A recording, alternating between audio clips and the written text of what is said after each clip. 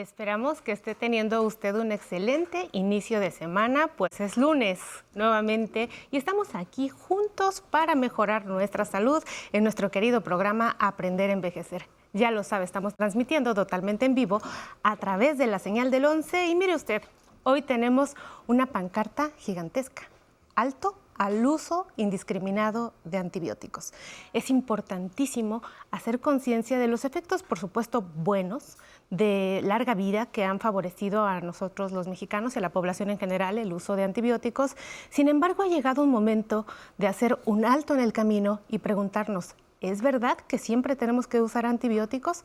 ¿Cada cuándo? ¿Quién lo tiene que prescribir? Bueno, pues ya no le voy a comentar más. Vamos a ver esta cápsula para saber por qué es la era del fin del uso de los antibióticos y regresamos a conocer a nuestro especialista.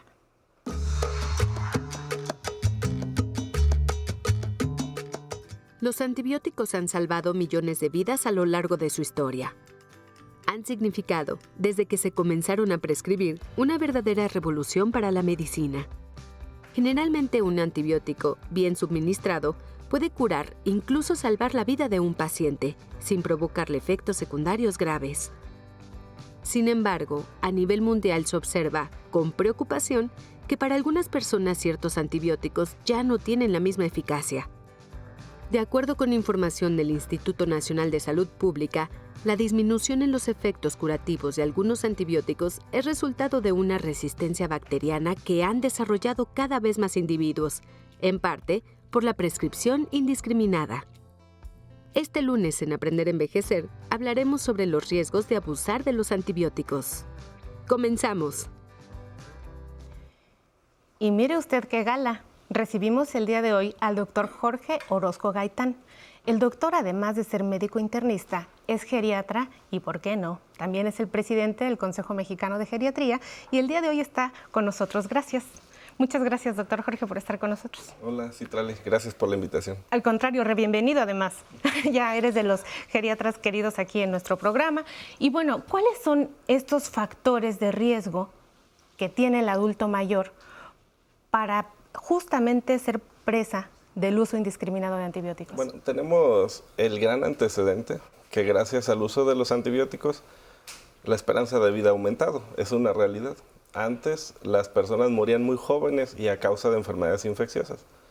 Entonces esto nos da una idea de que los antibióticos son buenos y nos ayudan para muchos problemas, que no necesariamente es así. Si hablamos de las causas por las que una persona mayor se complica, enferma, ingresa a un hospital o puede fallecer, hablamos de las neumonías, por ejemplo. A muchos nos preocupa que una gripe, que no sucede así, se pueda convertir en una neumonía. Y me parece que ese es el principal factor por el que se dan exceso de antibióticos a los adultos mayores. Es interesante porque además todo ha cambiado, ¿no? En ese sentido. Y por supuesto que le damos el lugar que tienen los antibióticos en este programa, pero ¿cómo saber que yo estoy siendo una persona que está adecuadamente medicada por mi médico? Ya no vamos a mencionar más cosas en el sentido del antibiótico. Bien, habría que especificar qué es un antibiótico. Entonces, un antibiótico es una sustancia, un medicamento que sirve para combatir bacterias, únicamente bacterias. No sirve para combatir virus. Hablamos de que la mayoría de las infecciones, por ejemplo, respiratorias que tenemos son gripes y las gripes son causadas por virus. Para los virus no sirven los antibióticos. Entonces, número uno, tendríamos que estar lo más seguros posible de que lo que yo tengo es una infección por bacterias. Número dos, que esa infección por bacterias sea lo suficientemente importante como para indicar el uso de un antibiótico. Y número tres, que el uso sea correcto, es decir, lo voy a iniciar el día de hoy, cuándo termina, a qué hora me lo tomo, me lo puedo tomar con otros medicamentos, cómo voy a saber que el problema está resuelto. ¿Cuál es el peligro de utilizar antibióticos de manera indiscriminada? Bien, hay una ventaja en el uso de antibióticos. Cuando alguien enferma, utilizamos el antibiótico de manera empírica. ¿Qué quiere decir esto? Quiere decir que es muy probable que ese antibiótico solucione tu problema, pero no necesariamente es un hecho que lo va a solucionar. Idealmente deberíamos tener un cultivo. Tengo un proceso infeccioso, tomo un cultivo y ese cultivo me va a decir qué bacteria es, Y si necesito tomar un antibiótico, ¿qué antibiótico es el más eficiente? Sin embargo, uno piensa en el periodo natural de la enfermedad y dice, bueno, doctor, si mi cuadro gripal o mi cuadro bacteriano faríngeo, etcétera, dura de 7 a 14 días, en lo que me entregan el cultivo, o ya me curé, o ya me compliqué, ¿no? Que es parte de lo que uno dice. A ver, te cuento un poco, una parte de la residencia. Tuve la oportunidad de estar en un hospital en España y yo hice este mismo comentario. Una paciente tenía un examen general de orina que indicaba un proceso infeccioso y mi respuesta inmediata fue, tenemos que darle un antibiótico. Lo que ahí me respondieron creo que fue una enseñanza de vida. Me dijeron, Jorge, está severamente enferma por ese proceso infeccioso. Jorge, no puedes esperar un par de días a tener un cultivo. Jorge, ¿estás consciente de que le puedes dar un antibiótico que podría no funcionarle y enmascarar otros problemas? Y creo que eso es lo principal. Tenemos que evaluar claramente la enfermedad. Es una enfermedad que pone en riesgo mi vida, es una enfermedad que se puede complicar en las próximas 72 horas, o es una enfermedad que puede esperar. Es una gran lección que te dieron y nos das el día de hoy. Ajá. Así es. Pues esas son las preguntas que nos tenemos que hacer ahora, ¿no? Porque justo hace poco hicimos el programa de infecciones de vías urinarias recurrentes. Y entonces, platicando con el urólogo, nos decía, ¿sabes qué? Pues es que lo que tenemos que hacer nosotros cuando encontramos una bacteria en la vía urinaria es no matarla.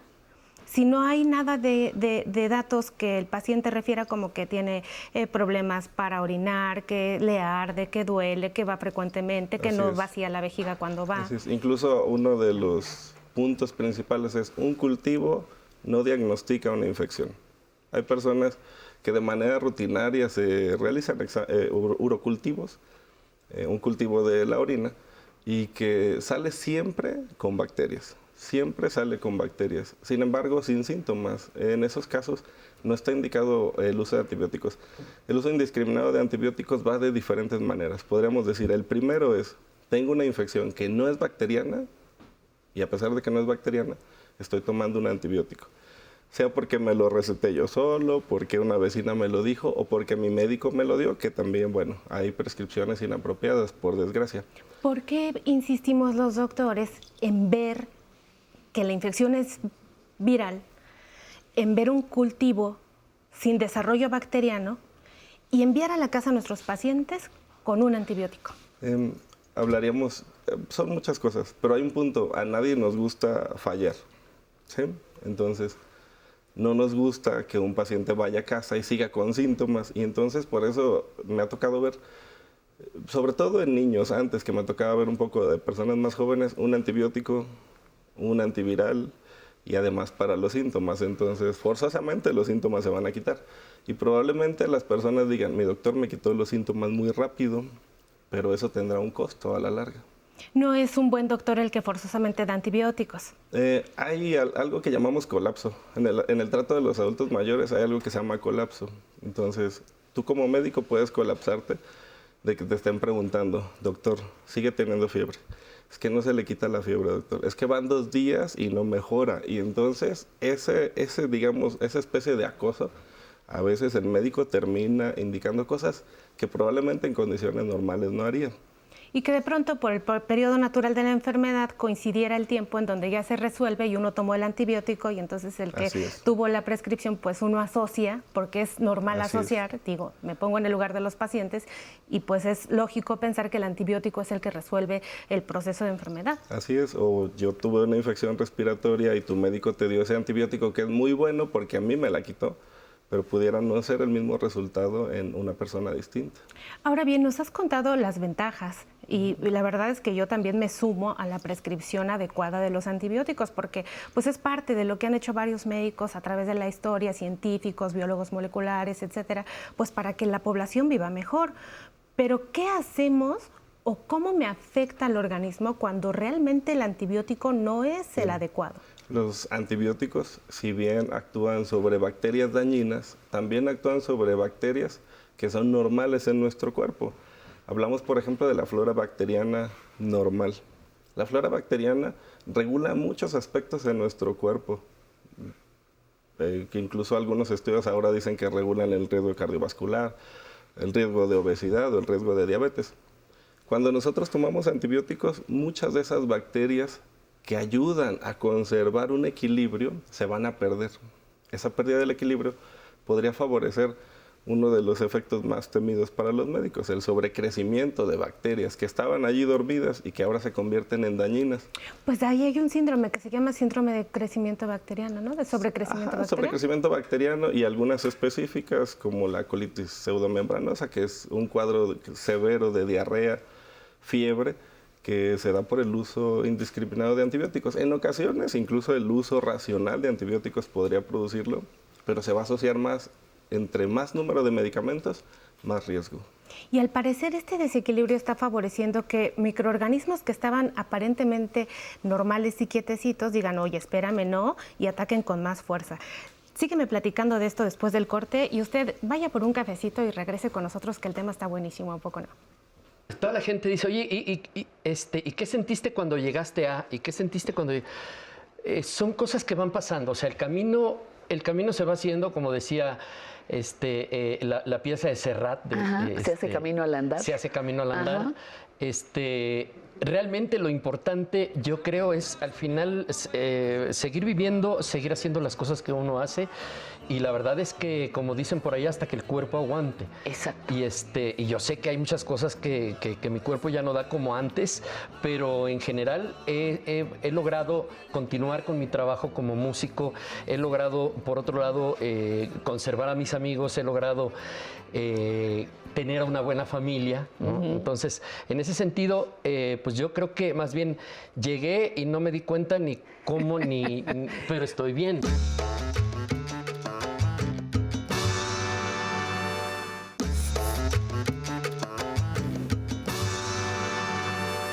Continuamos conversando esta mañana con el doctor Jorge Orozco Gaitán. El doctor es presidente del Consejo Mexicano de Geriatría.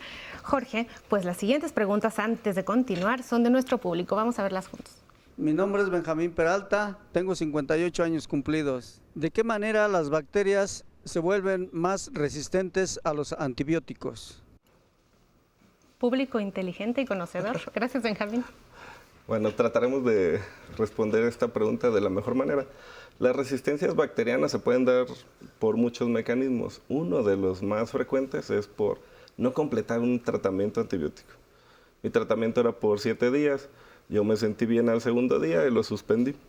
Las bacterias que quedan allí y que no alcanzaron a ser eliminadas van a desarrollar un mecanismo de resistencia, de tal manera que son capaces de heredarlo a las bacterias que siguen de ellas, y la siguiente vez que sean expuestas al mismo antibiótico, la probabilidad de que respondan va a ser mucho menor. Hablamos de estas resistencias bacterianas, por ejemplo, en las infecciones de vía urinaria. Las personas toman muchísimos antibióticos y hablamos de que medicamentos como el ciprofloxacino, la resistencia actualmente va entre el 30 y el 60% de acuerdo a las diferentes poblaciones, produciendo bacterias como una E. coli que es resistente a todas las bacterias, a todos los antibióticos. Tremendísimo tema. Vamos a ver la siguiente pregunta y seguimos platicando. Mi nombre es Ekaterina Ticonchugavis. Mi edad es 58 años. ¿Cuáles son los efectos secundarios de los antibióticos? Muchas gracias por la pregunta. Efectos secundarios. Tenemos los efectos propios del medicamento. Por ejemplo, la amoxicilina, que puede producir una diarrea leve y que se resuelve al suspender el antibiótico. Tenemos efectos, por ejemplo, al subir la glucosa. Entonces, una persona con diabetes podría tener elevación de los niveles de glucosa. Esos son efectos secundarios habituales. Podemos tener efectos alérgicos. Los casos más graves que me ha tocado ver es, por ejemplo, el uso de trimetoprim con sulfametoxazol, que puede desarrollar un síndrome de Stevens-Johnson, un proceso alérgico grave generalizado, o las personas que son alérgicas a penicilina, que dicen, es que yo no era alérgico, y ese es el principal factor. Cuando ya lo utilicé una vez, la siguiente podría ser que tenga y que desarrolle una alergia. Y el efecto secundario, lo que platicábamos, ¿no? Un antibiótico que produce una diarrea, que produce un sobrecrecimiento bacteriano, en el caso del Clostridium o Clostridioides, que produce una colitis pseudomembranosa, un proceso diarreico grave que puede pues es una de las principales causas de que la estancia en el hospital se prolongue y que también puede producir la muerte. Justo a eso quiero que sigamos aterrizando, hacer conciencia y que nos digas qué situaciones pueden cambiar en la vida de las personas, porque es definitivo. Vemos ahora ya antibióticos que se están utilizando. La vez pasada me llegó a la consulta una receta de un paciente con ertapenem, con meropenem. ¿Cómo consiguen ya estos medicamentos los pacientes? Antes, sí, cuando yo estudié medicina, que no hace mucho, no soy tan mayor, pues esos medicamentos eran intrahospitalarios y ahora ya están en la población general, sin mencionar los costos a la salud. ¿Nos puedes hablar un poco más en este contexto? Sí, bueno, hace aproximadamente 3 años se modificó la normativa para que las personas no puedan adquirir antibióticos a menos que sea con la receta de un médico. Ese es el punto número 1. Los médicos somos los responsables más grandes probablemente del uso de los antibióticos. Número 2, normalizamos los antibióticos para las patologías comunes. En el caso del adulto mayor, infecciones urinarias frecuentes, úlceras y que se infectan, algunos trastornos de deglución y que van a favorecer neumonías. Y lo que pasa es que no interpretamos de manera correcta el problema. Si una persona tiene infecciones urinarias de repetición, tenemos que saber si tiene algún trastorno en la dinámica urinaria y que eso favorezca la presencia de más bacterias, si tiene algún trastorno en la lubricación de la vía genital y que eso también favorece bacterias, el uso de sondas y catéteres en los hospitales, el uso de algunos medicamentos intravenosos que no tienen ninguna indicación y que las infecciones, por ejemplo, cutáneas las dejamos de lado, pero son también muy, muy importantes. En situación de cama, estas úlceras por presión que también les complican mucho la vida a las personas. Sí, y que nos enfocamos a querer dar antibióticos tópicos, tomados, inyectados, y no nos enfocamos en la movilización del paciente. Si nosotros lo movilizamos, es mucho más probable que eso haga que una úlcera sane que el uso de antibióticos. Si no lo nutrimos bien, nunca va a sanar, a pesar de que estemos utilizando antibióticos una vez y otra vez y otra vez. Estaba yo leyendo un artículo que decía que pues debería de haber una farmacología especializada para el adulto mayor, porque ha cambiado la velocidad de depuración, cómo se asimila el fármaco, todo esto que nosotros decíamos distribución y todos los principios farmacológicos tienen que ser diferentes para el adulto mayor. Yo me pregunto, ante esto nuevo que está cambiando, ¿qué hay con las bacterias? Sabemos que un virus pues se va a activar y se va a reactivar y se va a quedar no sé cómo decir habitar, o se va a quedar permanente en el lugar porque no tiene vida, no tiene muerte. Pero una bacteria, por ejemplo, pues sí tiene un ciclo biológico. Así es. Entonces, nosotros deberíamos de esperar tal vez a que las bacterias cumplan su ciclo biológico, porque al final son parte del ecosistema. ¿O en qué momento el médico toma la decisión de decir hay que interrumpir el ciclo biológico de la bacteria? Cuando hay síntomas. Hay que interrumpirlo cuando hay síntomas. Hablamos, si nosotros estudiáramos las diferentes partes de nuestro cuerpo y lleváramos a cultivar algo de nuestro oído, algo saldría. Muchísimas cosas saldrían que nos darían seguramente mucho miedo, pero no quiere decir que tengamos que tratarlo. Ese me parece sería el punto principal cuando hay síntomas. Ahora, una persona adulta mayor que tiene infecciones de vías urinarias de repetición, y hago mucho hincapié en esto porque es un verdadero problema, y ve un cultivo, lleva un tratamiento, ve otro cultivo, lleva un tratamiento y sigue saliendo siempre la misma bacteria y parece que no hay cosa en el mundo que mate esa bacteria, a pesar de que con un antibiograma se hace la evidencia de que sí se muere con ese antibiótico la bacteria. Por ejemplo, es muy común en los adultos mayores que no se mueven, o los que tienen la enfermedad de Parkinson, o los que tienen demencias avanzadas, que lo que sucede es que la orina se queda acumulada en la vejiga. Cuando ellos van al baño no hacen una evacuación completa y esa retención de orina es el principal factor que va a favorecer que haya infección o que esté siempre colonizado. Lo entiendo de esta manera, es como si yo tengo un pocillito de agua y está cerrado, entonces hay estasis y entonces las bacterias están como muy acumuladas ahí. Así es, o siempre porque no drenan a través de la orina, digamos. El proceso de orinar, el que la orina salga, hace un barrido de las bacterias de la vía urinaria. El hecho de que la orina se quede acumulada va a favorecer que las bacterias puedan subir y que siempre estén presentes ahí.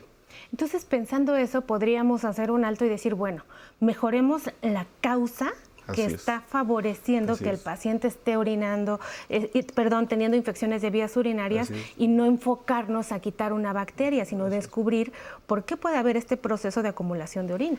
Hay una parte, a veces no lo hacemos, en mi opinión, porque pensamos de manera errónea que es normal que la persona mayor tenga eso. ¿Sí? Doctor, se me escapa la orina. Es normal. ¿Sí?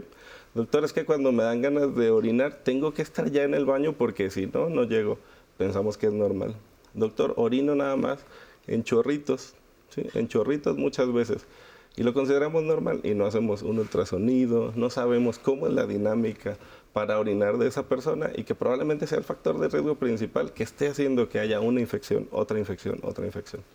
Pues sin duda aprendimos muchísimo, como siempre, con tu visita aquí a nuestro foro. Esperamos volverte a ver pronto por acá, Jorge. Y a usted que hace posible cada lunes saludable aquí en Aprender a Envejecer y que le encanta mejorar su salud. Recuerde que tenemos una próxima cita aquí el siguiente lunes y vamos a ver la cápsula de salida para ver los principales daños a la salud por usar mal los antibióticos. Ya se lo dijimos al inicio, se lo dijimos durante el programa y nos vamos recordándoselo también. No se olvide que todavía no terminamos. Sigue Pamela Montes de Oca en nuestras redes y como siempre nos vamos a ir bailando. Hasta la próxima.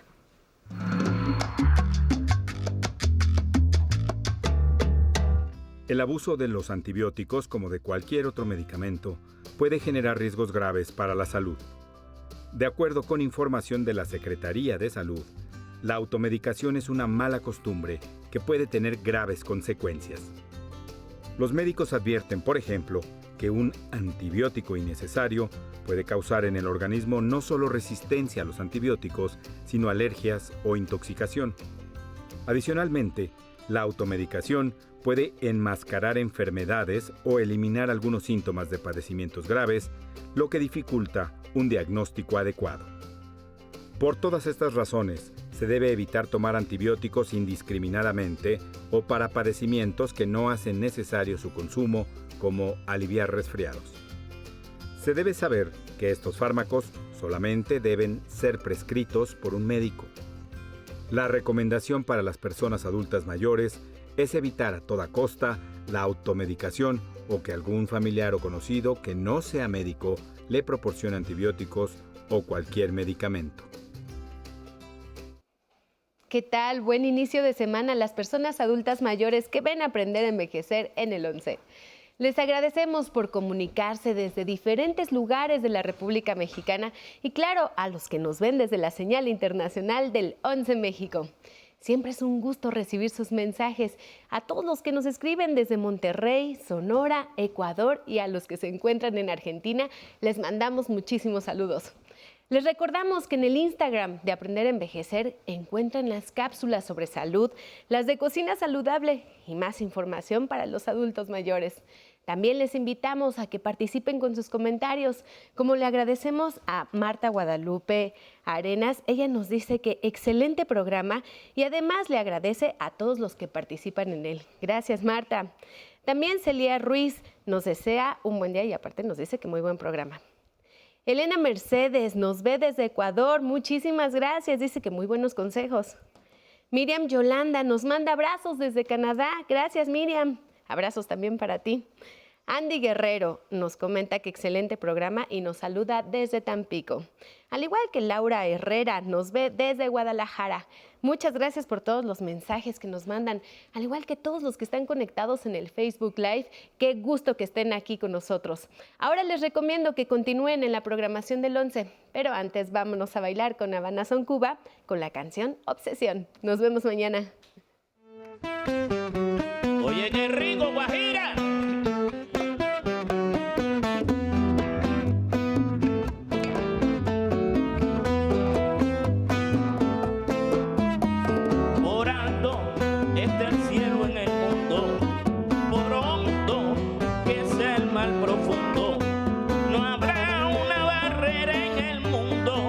Este amor profundo no rompa por ti. Amor es el pan de la vida.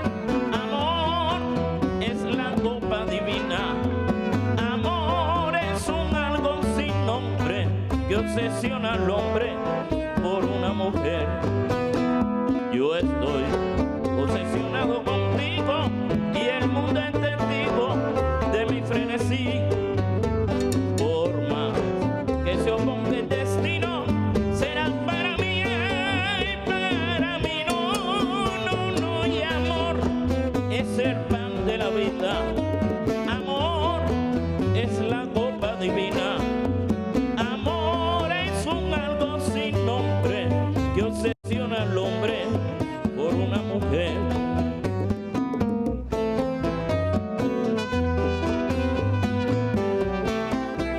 Trompeta mayor, Luis.